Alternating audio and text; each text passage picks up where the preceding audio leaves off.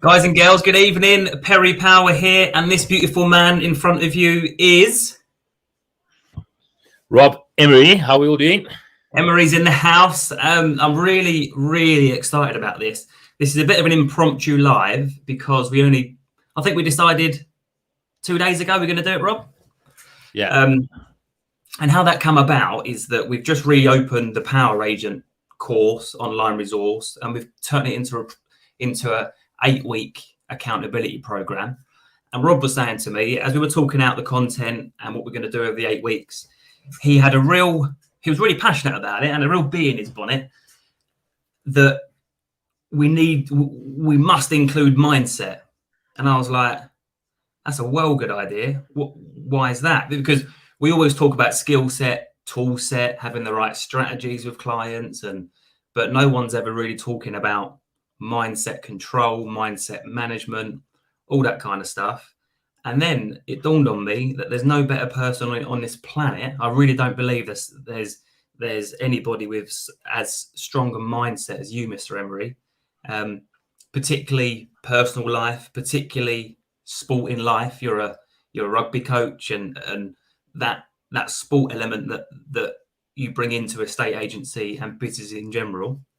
So I'm pumped for this. I'm going to try and shut up as much as I can because I think you're the one that needs to steal the show with the mindset piece. But two things. Firstly, start off by telling me and everyone why you really felt that we needed to do this about mindset and why we needed to include it in the 8-week accountability program for the Power Agent.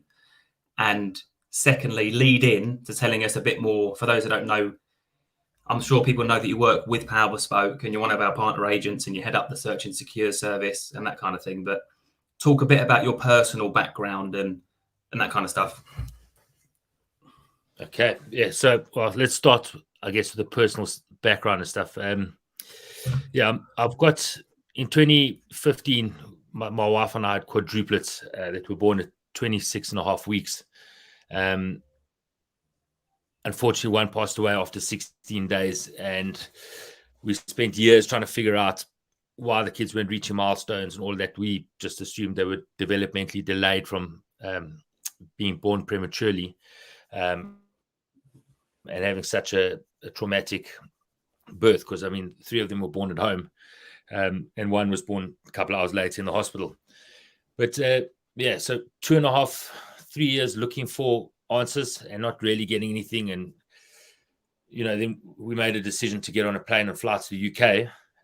Literally landed at Gatwick Airport with nowhere to go, no home, no job, no nothing. My triplets in tow. My wife is also in a wheelchair. My daughter was 3.5, I think, or 4 then, and a pile of bags. And we literally didn't even have a home to go to. It was, and we still just stood there. We went, I wonder where the bus is that we ordered. So pause there a little bit, because I'll be learning a lot about you as well, I'm sure, during this. So you had quadruplets, and one unfortunately passed away after 16 days. You had 3 newborns basically, and a 3.5-year-old, and you were in South Africa at this point. Yeah, we were in South Africa when they were born. But you were struggling to find out why they were having developmental problems. So you thought you would come over find multidisciplinary teams to help us. It's private medical, so everyone sort of just works on their own, and it got a bit isolated, and we just struggled to get a team to work together to help us figure it out.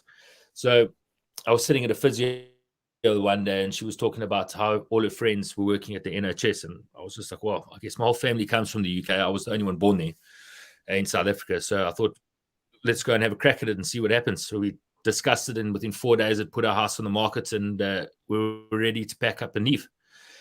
And it's important to note there, we were on a plane.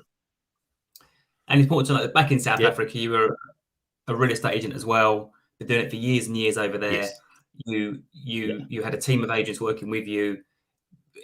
Properties, people is the same all over the world, and then you come over here for your family's benefit, put yourself and your career and all that kind of stuff on the hold. And was the diagnosis carried out in England, or was it carried out in South Africa for your children? So it was done here. So when we landed, well, first of all, we all know how hard it is to find a rental property. And then coming from overseas and not having references and stuff. So we struggled a little bit and eventually caught a break.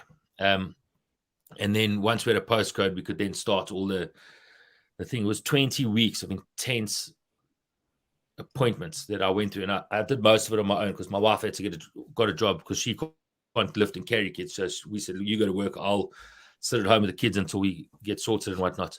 So it was physios, psychologists, audiologists, optometrists, all sorts. We went from head to toe, x-rays, everything to find out exactly what was wrong with our boys. And then, it was 20 weeks before we finally got the diagnosis. But 2 weeks before that, I'd ended up in hospital with a very rare bone infection that almost killed me. I got out on the 29th. I couldn't even walk, and I still remember having to walk from the parking lot to the child development center on my crutches, and finding out this news. I was really not a happy camper, to tell the truth, because I was in immense pain. I literally had almost died 2 weeks before that. And then we stood there, and I just remember the doctor saying they've all got severe cerebral palsy. Like, to say, like, my world was crashing down like this around me as I was standing there.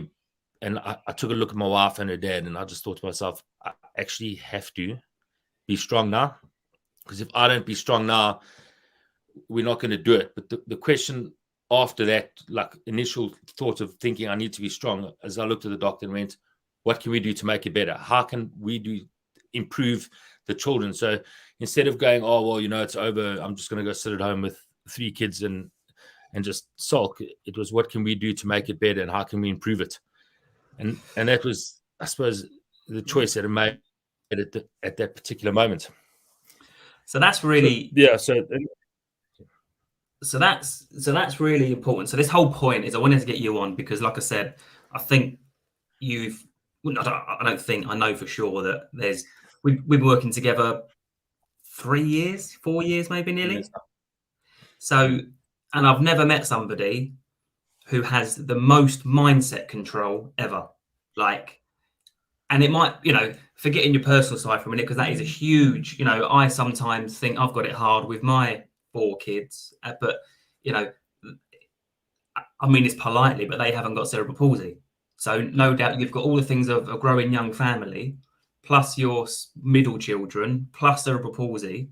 And that, for a lot of people, they could play the victim, or they can do what you've done and just say, how can I help this situation, and what do I need to do? And it's the same with that mindset control. When you and I have spoken, when there's a deal going bad, or there's somebody, it's all about, this is on me. And I do think you take the world on your shoulders, actually, as well. And they are pretty big old shoulders, to be fair. But there comes a point where I think that mindset control, and I've got a canvas in here that says mindset matters, and I do believe, and I struggle at times potentially with mindset and got to slap myself, but talk us through some real strategies that have worked for you over the years. It's been personal, professional. I guess the first question is, can you train? Is a strong mindset trainable, or is it something you've got or you haven't got? Well, anything that's a skill can be taught or learned. And I've learned that as being a coach of rugby union and coaching kids, but I also coach wheelchair rugby. And I've seen some people who've told me they can't do things, and with a little bit of training and a little bit of effort, we've managed to get them to do things that they can do. So as a previous playing sportsman and a coach, I believe any skill can be taught. And through the years, I've gone through coaching and I've seen, like, you'll sit there and you'll lay out a plan, and this is the game plan. This is what we need to do. This is why we do it, and when we do it, and when we do it. And the guys just don't seem to follow through on it. And if you dig deep into it, it's got to be a mindset is the only key tool that you're not using at the time to get it going, if that makes sense. Because I guess at times, the guys that just aren't doing it, they're probably physically capable. They're probably skillfully capable, I would imagine. But it's just that mindset of whether it's belief or not, or if they've got the right or wrong mindset for that thing at hand, I'm guessing. Is that what it is? Yeah, I think that's it. So even if we put it into just daily life or work or sports or whatever, it's all transferable to one from the other. So, I mean, I start personally when I arrive at a coaching session, I'm grateful that I'm allowed to be that coach. Or if I arrive at a touch rugby session, first, I'm grateful to be allowed to be there in a physical condition to be able to play or coach. And I wake up every morning with a grateful attitude. So that automatically puts you into a positive mindset. And being positive doesn't necessarily mean you're going to always be happy. You're going to have crappy days that do happen to everyone. But then it's your mindset then controls how you deal with it from there. So with a positive mindset, it works a little bit better. Just a quick pause there. I think that is huge, which doesn't mean you're always going to be happy. Is that what you said? Yeah. Like, that is huge, because I think a lot of people, and I'm guilty of it at times, that you tell yourself that you have to think that the world is always rosy, and it becomes a bit of a illusion to yourself, and that makes you even worse. But you're saying it's all right to think, oh, Jesus, I'm not particularly happy right now. But then it's more a case of, well, let's switch that, and what am I going to do about it? Yeah. Rather than being in denial. Yeah, that's it. So I suppose old cliche, whether it's, and you use it often in sports and I suppose in business and in life, is control the controllables. So for me, if there's nothing I can physically do to change the outcome of what's happened to me, I may as well just move on and just say, okay, what am I going to get out of this? So you either win or you learn. Those are the two options. The only loss comes when you don't learn a lesson from not succeeding. And that's why, you hear successful people say, I failed and I failed and I failed and I failed and I failed, I failed and I failed, and then I succeeded. But those failures weren't failures. They were lessons along the way, and that's what they learned. Or I suppose Thomas Edison, I found 10,000 ways not to make a light bulb. So those are and I think it's really it's only a loss when you allow it to be a loss. Yeah. Ultimately. And you can choose.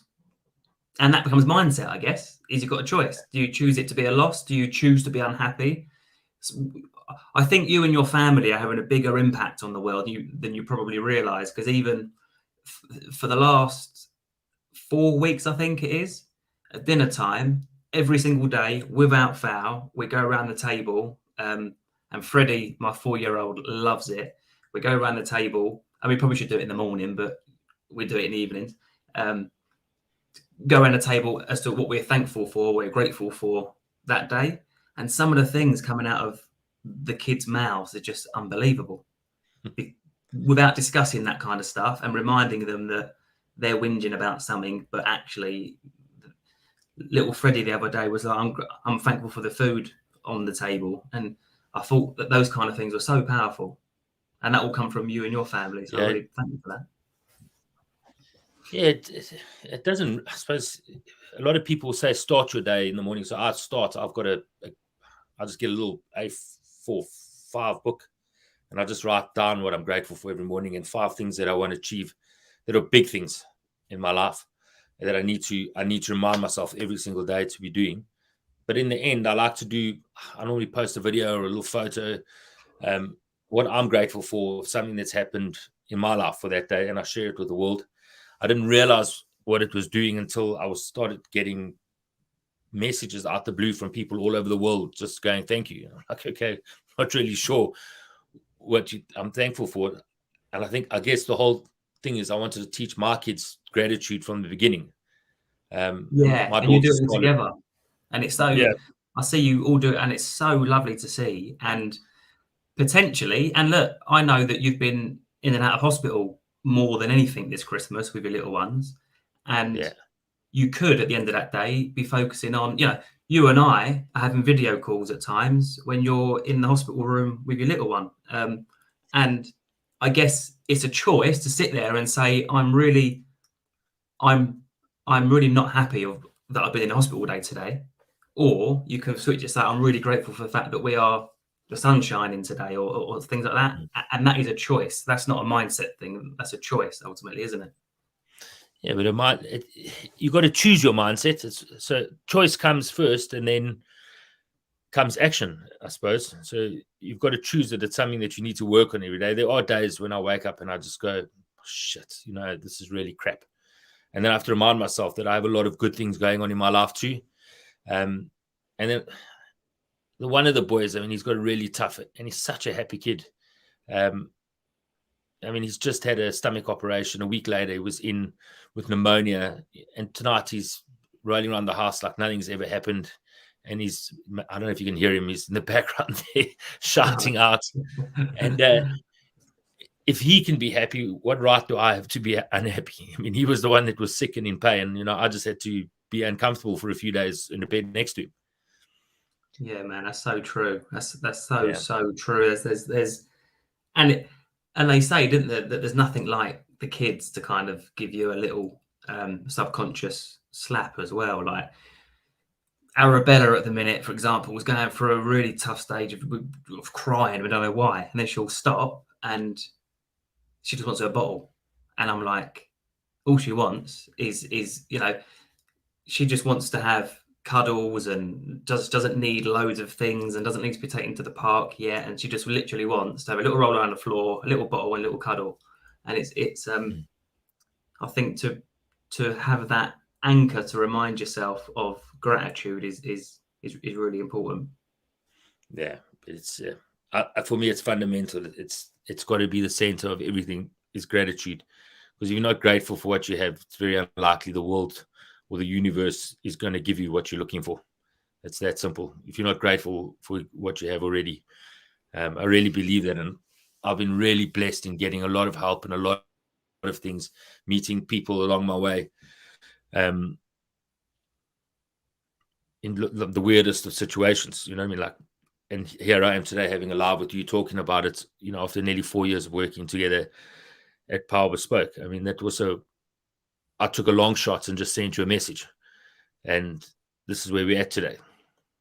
And forgetting all the things you've got in your personal life and stuff. We've done some great things, rolled out a whole new service in the UK that not many people offer from a property searching and securing perspective. And what rewind a little bit, because do you remember the other night when we had a call, you were telling me about there's a lady in your wheelchair rugby, and they said she would never do something, and then with you working on her mindset, because I guess it's quite amazing, isn't it? Because in some situations, all you've got to work on is their mindset, potentially, because they're in a wheelchair, maybe they're paralyzed, and there's not a lot you can do about that to help them.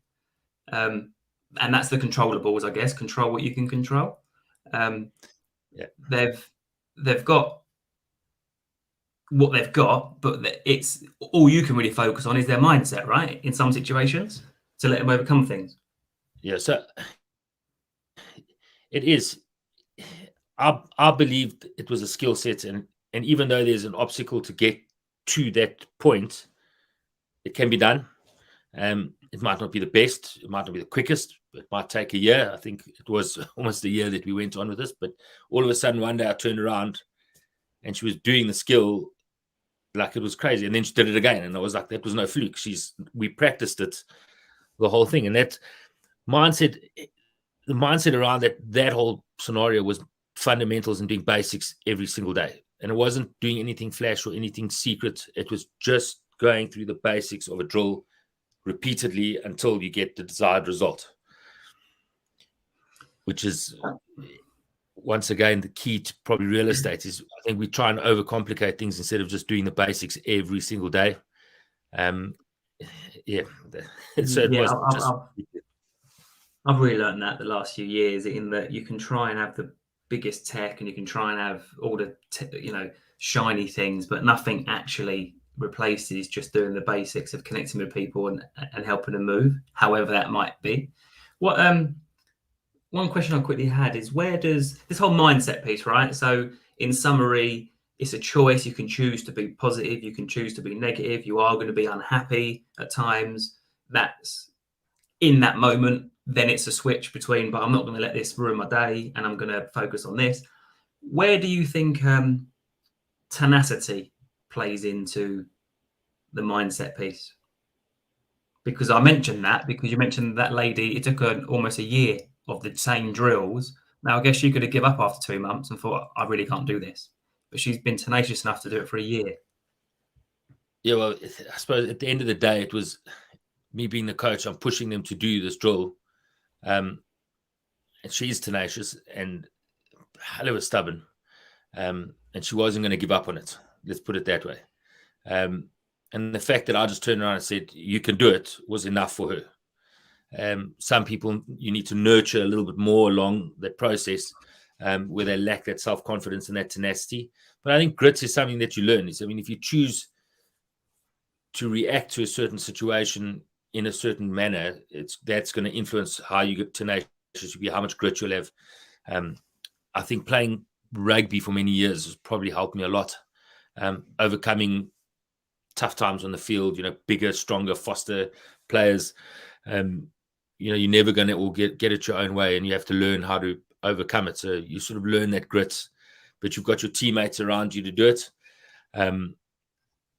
I think some people just have it, and some people need to learn that it's also a skill that you can learn how to be tenacious. You have to choose to be, not let life get you down. Once again, it all boils down to that choice at the beginning. Am I going to let this get me down or not? Can I get it? How badly do I want it? Because if you want it bad enough, you'll do it. If you don't, you're going to make an excuse. Yeah, then there's a really good thing you've hit on, which is where does personal accountability come into this, do you think? Because you've got a choice. I've come across a lot of people over the years, and you've either got the blame mentality of, you could just go into a bad place and blame everything and everybody else and biology and for this situation. But I've always found people come into two categories: blame or personal accountability. And where do you think that to take personal accountability for your own actions, your own mindset, and all that kind of thing? It's your choice. No one put a gun to your head and made you choose to do what you did at the end of the day. You made a choice to choose a good life, a bad life, positive, negative. Somewhere you've made a choice to be like that. The beautiful thing is you can change that choice because, you can be dynamic. You're not a tree. You're not stuck. You can move. You can change. You can be whatever it is. But I can't blame anyone else for what's happened in my life because I would spend my life in a really miserable, horrible place. And most people would. And you're right. You get it on the sports field when you're coaching players as well. Players that always blame other people. And the players go, that was my fault. How do we fix it? And then we go, even if it wasn't really their fault, but they would say, I was instrumental in that happening. How do we avoid that the next time? And that's the difference between a closed mindset and a growth mindset.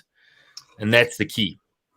So blame is closed, and taking personal accountability will give you that open mindset to learn more. I think that's it. So, and accountability is not necessarily negative. Sometimes you just have to do what's right for something else and not for you. But in the long run, it'll always work out the way it's supposed to work out. So sometimes you have to do stuff you don't like doing, whether it's at work, maybe picking up a phone and phoning 20 people, or on the sports field doing 100 push-ups and sit-ups and stuff, or having to go and do video sessions or whatever the case may be, or staying up late for 2 nights in a row because you've got a baby that's not well. It's not necessarily good for you, but it's good for the baby that you're up at that time of night. So don't ever think accountability needs to be negative. If you look at it as a negative, and that's why people don't want to be accountable, because everyone goes, you have to be accountable, and they're attaching this negative connotation the whole time to accountability. Whereas you going, well, if I can't be accountable for myself, I need to get Perry to be accountable for Rob and hold me accountable to the things that I need to be doing, because I might get tired and then start slipping, and I'm not doing it on purpose. It's just I've had 3 weeks in the hospital, haven't really slept, and I'm missing the small things I should be doing daily to get right. And you could pick up the phone and go, Rob, I haven't seen any messages go out of your inbox in the last 2 days, or whatever the case would be. Can we catch up? And that might just be enough to spark someone to get going again. And I think that relates a lot to estate agency, because you talk about, let's say a chain collapses, right? And then you're like, oh, well, ain't my fault, Mr. Smith, the bottom of the chain's collapsed. Or you can be like, and not so much accountability, more ownership. Mr. Smith, the bottom of the chain's collapsed, but I'm going to own this. I'm going to get onto the 3 links further down the chain and see what I can do to try and keep the deal together, or suggest this and suggest that. And that comes down to, in that situation, and I can only, this body isn't sporty, as you can see. I'm just trying to get into tennis.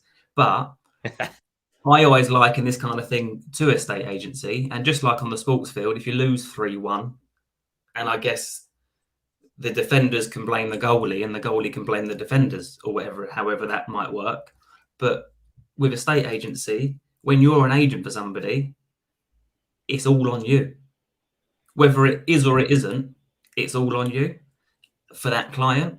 And you can say, chains fell through, so sorry, I'll let you know when I get a call from the bottom of the chain and when it's been re-agreed.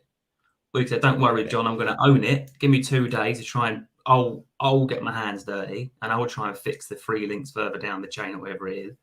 So I think that's really, really powerful. We've had a few comments come in, so I'm going to quickly read some comments out, because people are clearly loving this. Dan, good old Dan, says, there's the dream team. I think he's referring to us, Mr. Emery, which is very nice of him.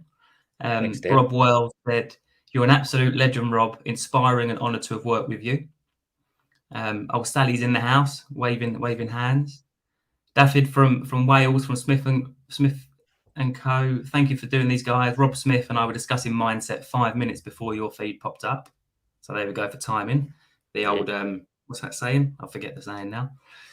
Another comment, I think, also comes down to the people around you too. That's massive. Support from your close circle has a huge impact in day-to-day mindset and how you deal with certain challenges. Apologies, I can't see the name of the person that's commented. Day-to-day, week-to-week, hands up. I struggle at times. Love that. Recognition is the first step. And I definitely have.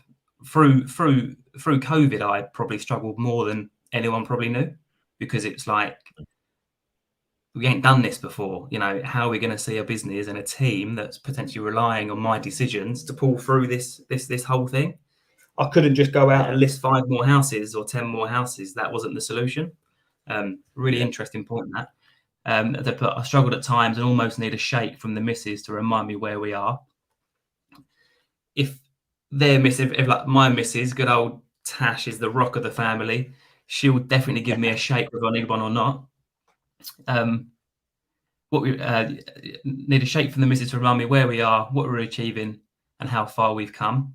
That's huge, because if you're a growth mindset person, I think growth mindset, you can sometimes forget, because growth isn't necessarily about wanting more all of the time. Growth is about always wanting to be growing, whether it might not even be financial. I think people sometimes assume that growth's all about, I want more money, but there really isn't. Growth is about continual improvement versus continual stagnation or going backwards.